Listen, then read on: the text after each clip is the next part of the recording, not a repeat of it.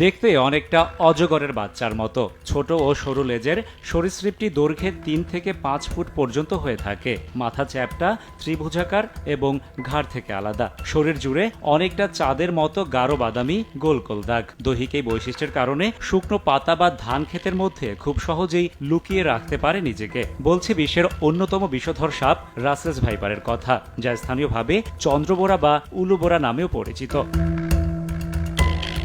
সাধারণত সাপ মানুষকে এড়িয়ে চললেও ঠিক উল্টো স্বভাব রাসেলস ভাইপারের। নিজেকে বিপন্ন মনে করলেই করে বসে আক্রমণের ক্ষেত্রে এটি এত ক্ষিপ্র যে ১ সেকেন্ডের ১/১ সময় শেষ করতে পারে পুরো প্রক্রিয়া। খেপে গেলে শব্দ করে প্রচণ্ড জোরে, ঠিক যেন প্রেসার কুকারের মতো। রাসেল ভাইপারের বিষ হেমাটোটক্সিক, যার কারণে ছোবল দিলে আক্রান্ত স্থানে পচন ধরে। ছোবলের ৫ মিনিটের মধ্যে ফুলে যায় ক্ষতস্থান। এর বিষ নষ্ট করে দিতে পারে ফুসফুস, কিডনি সহ বিভিন্ন অঙ্গ প্রত্যঙ্গ। বেশিরভাগ সাপ ডিম পারলেও রাসেলস ভাইপার বাচ্চা দেয়। গর্ভধারণ শেষে স্ত্রী রাসেলস ভাইপার সাধারণত ২০ থেকে ৪০টি বাচ্চা দেয়, তবে ৮০টি পর্যন্ত বাচ্চা দেওয়ার রেকর্ডও রয়েছে। একদিকে উচ্চ প্রজনন ক্ষমতা, অন্যদিকে বেজি, গুইসাপ সহ প্রকৃতি থেকে সাপের শত্রু বিলীন হয়ে যাওয়া, সেই সঙ্গে ইঁদুর, ব্যাঙ সহ সাপের পর্যাপ্ত খাবারের উপস্থিতি থাকায় বাড়ছে রাসেলস ভাইপার। চরাঞ্চল সহ বিভিন্ন জায়গায় শিয়াল, বেজি, গুইসাপ, পেঁচা এই প্রাণীগুলো ছিল। এরা মূলত চন্দ্রবড়া বা রাসেল ভাইপার সহ অন্যান্য সাপগুলোকে খেত, তার বাচ্চা সহ। কিন্তু এখন বাংলাদেশের সব অঞ্চলে একটা শিয়াল, গুইসাপ, বেজি দেখা মাত্রই কিন্তু সাধারণ জনগণ এটাকে মেরে ফেলতেছে। তারা জানছে না যে এটির উপকারিতা কী।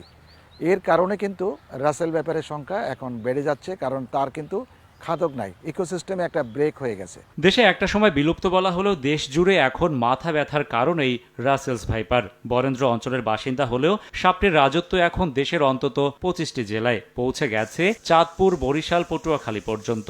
সব থেকে বেশি আনাগোনা মানিকগঞ্জ, ফরিদপুর, শরীয়তপুর সহ পদ্মা, মেঘনা ও যমুনার অববাহিকায়, যার ছোবলে চলতি বছর এরই মধ্যে মারা গেছেন অন্তত ১০ জন, যাদের অধিকাংশই কৃষক এবং জেলে। গাছ টাছ কাটবার গেলে মাঠে গেলে সাপ দেখা যায়, বড় বড় দেখা যায়, ভয়ও পাই। সাপ যদি থাকে, ভয় ভীতি পাইলেও করতে আমরা গরিব মানুষ আতঙ্ক থাকি, কোন সময় যেন কামড় দেয়। হাঁটতে হাঁটতে বাতরে গেছি, বাতরে যা দেখি বিড়া পাকা রয়েছে, যেমন একটুখানি জন্য আর কি পাড়াটা দিয়ে নিয়ে গিয়া সাপও মনে করেন উঁচা ফিনি দিটা চলে গেল। কাজ করি, অনেকে সাপ বাড়ায়, সাপ দেখে অনেক দূর দেয় বা কাউরে কামড় দেয়। এই কামড় দিলে অনেক লোক মারা যায়। তা আমরা তো কাজ করি, ভয়েই কাজ করি। বাপ দাদা যেভাবে করে গেছে আমরা সেইভাবে করে যাই।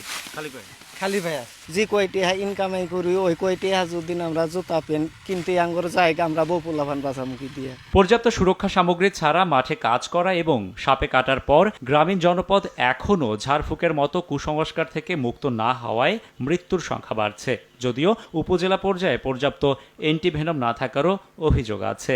সর্পদংশনের মূল মন্ত্র হলো আপনি যত দ্রুত হাসপাতালে যাবেন, চিকিৎসা নেবেন, তত দ্রুত এটার সমাধান হবে। এটা কিন্তু আমরা সময় নষ্ট করি, ওজার বাড়িতে চলে যায়, ১ ওজার ২ ওজার বাড়িতে চলে যায়, এবং সর্পদংশনের যেই সব সাইন সিমটমগুলো বিষক্রিয়া হয় সেটা তখন পুরোপুরি প্রকাশ পেয়ে যায়। এবং আরেকটা যেটা করি, আমরা ফার্স্ট এড সম্পর্কে জানি না, রুগীকে হাঁটাচলা করে নিচ্ছি।